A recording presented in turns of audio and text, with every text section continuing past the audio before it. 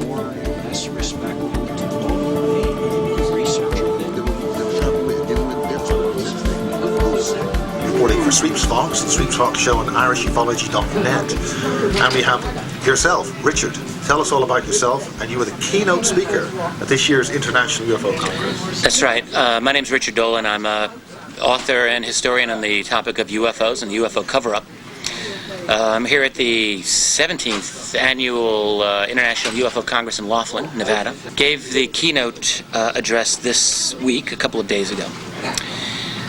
My background in this is really not all that complicated. I was working on a doctoral dissertation a number of years ago in U.S. Cold War history, national security strategy, primarily dealing with the Truman administration, having nothing to do with flying saucers or UFOs.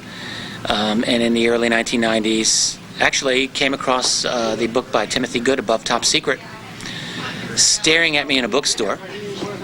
And I thought, oh, well, that's pretty interesting, worldwide UFO cover-up. And I recall flipping through the pages, recognizing a lot of the names that I had encountered in my research and departments and so on. And this overpowering question took hold of my brain, which was not, are UFOs real? I wasn't there yet. But rather, was this a legitimate topic of national security history, even if it was a mistake?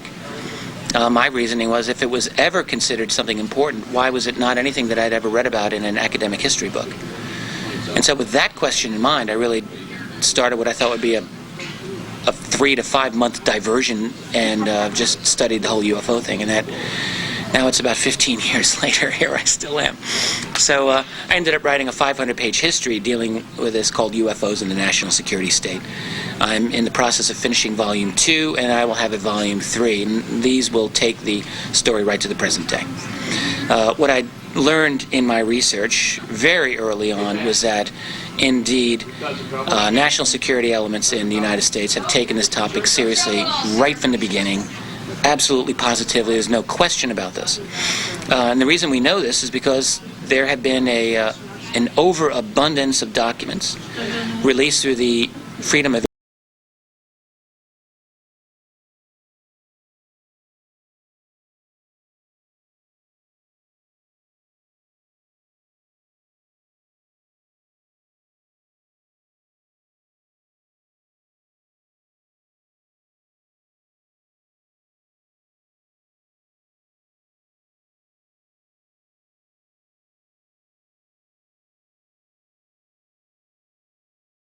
what are these things, who's flying them, and so forth. So rather than trying to solve the riddle in my book of what UFOs are, I figured, I decided that it was enough for a day's work to at least demonstrate that it was a valid, important historical topic. My research in the subsequent years, in researching the 1970s, 80s, 90s, and our own century now, have just taken me further and further down this little rabbit hole.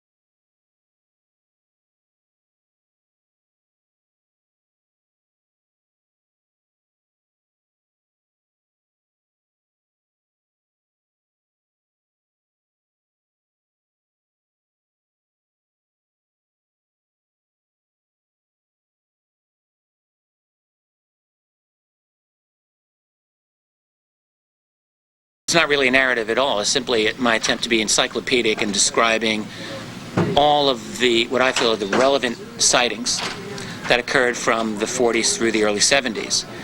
Not to give a total comprehensive description, but I did want to be able to provide an excellent, concise description of any number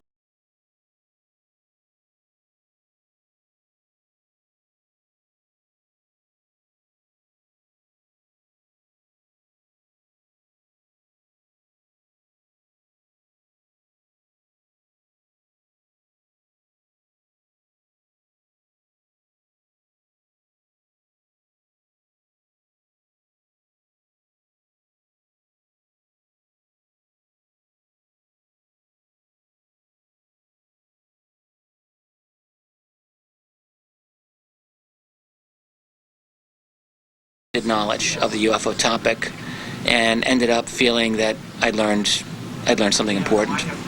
Is this not your strength? Is that you are approaching the subject from the outside and not getting mixed up with things on the inside? I felt that it was a strength, that I was an outsider. I didn't feel that I carried any baggage of having relationships with prior researchers, for example, and I didn't have any significant knowledge of the UFO topic, but what I did have was very good general historical knowledge, and what I also had was an understanding of how I could construct, in a professional manner, a good historical narrative. And so, like a journalist or like a historian who's new to a topic, I didn't feel intimidated by my topic. I was confident that I could do it. What I learned, though, was that the amount of information was far greater than I had anticipated. There's, when I think back in 1993, 94, when I first started looking at this, I thought, well, let's find out what is the main argument that the believers make. What are they basing their belief on? I didn't think it would take me that long. What I discovered is that there's just an enormous literature of this topic.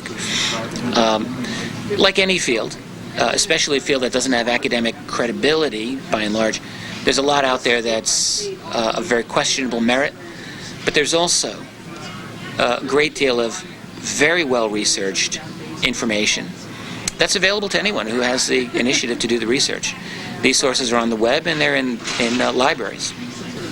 When did you decide that you were going to have to do it with more than one volume? What single set of data? What time did you realize, oh gosh, this is going to work in one book? Right. Well, when I started my project, when I made the decision to write this book in the mid-90s,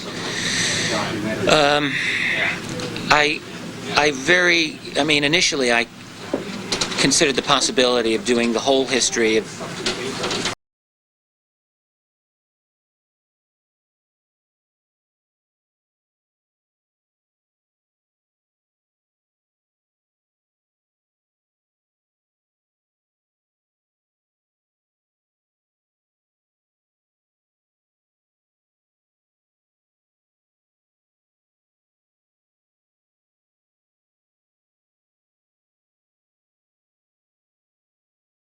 proper history of the earlier years was going to be about a 500-page book.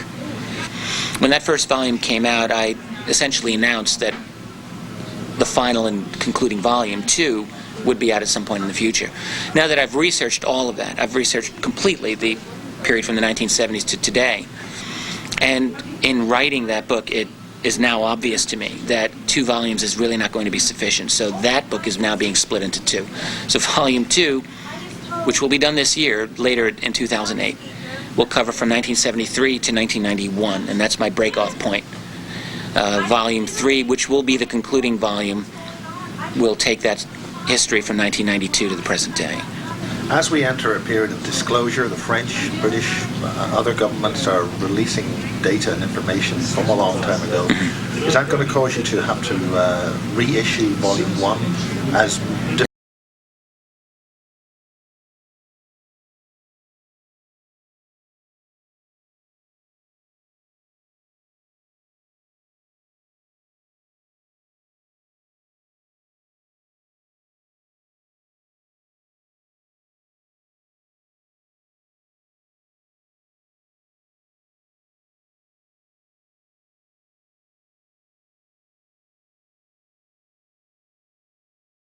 my own as a good first reliable source to get into this topic.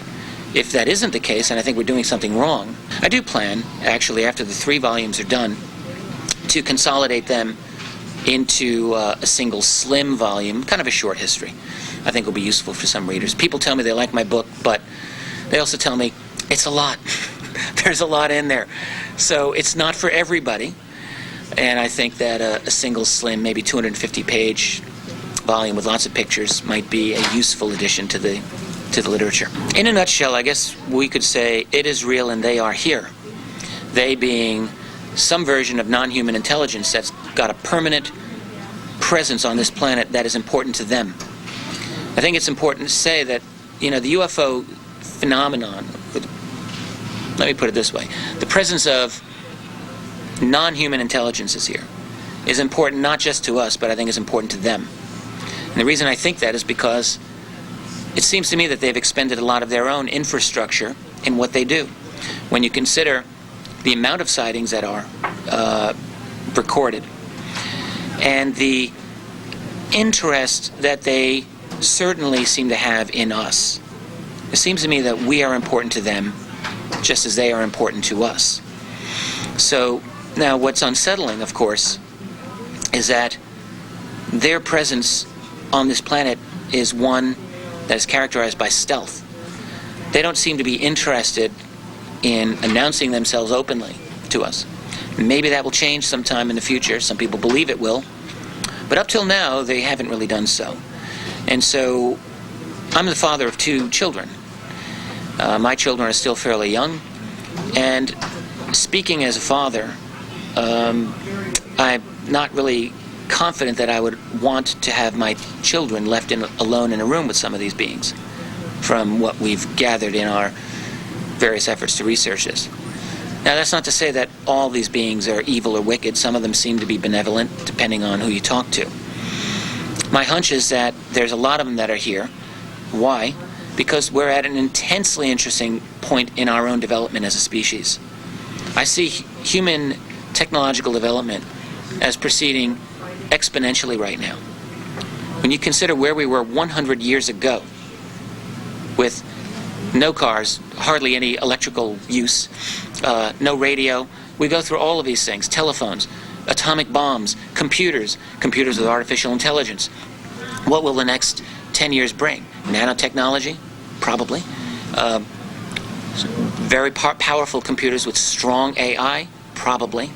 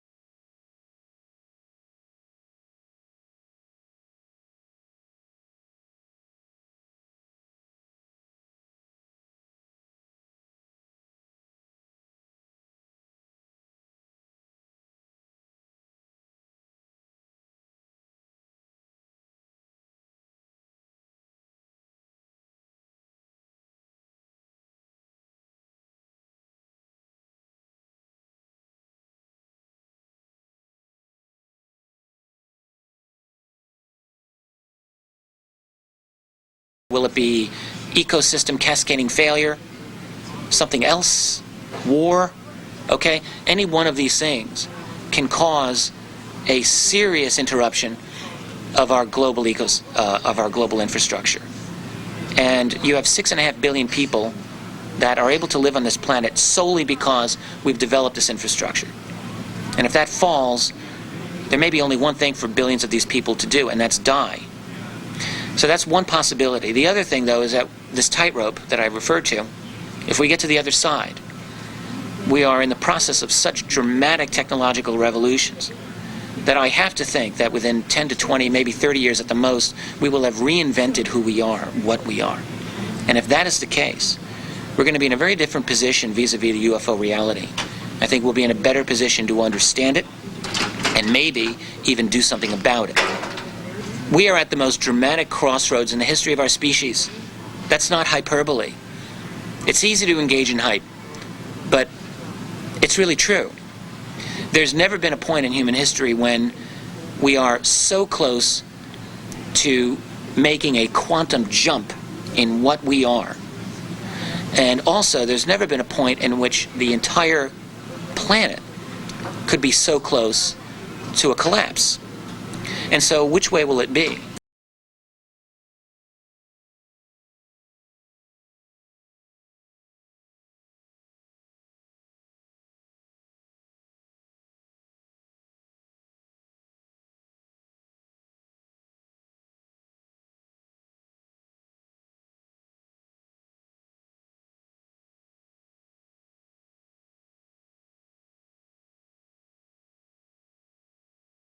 Think about.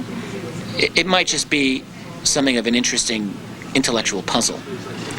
But it isn't that way for me. I have a stake in this future of this planet. I want it to do well.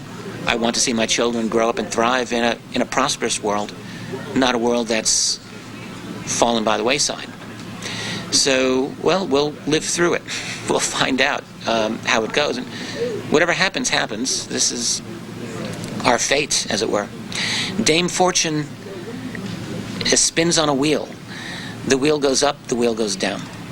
And for as long as there have been people experiencing fortune, that's how it's been. We're really no better than people in the past. We have to deal with it. That was good. Yeah, I enjoyed that.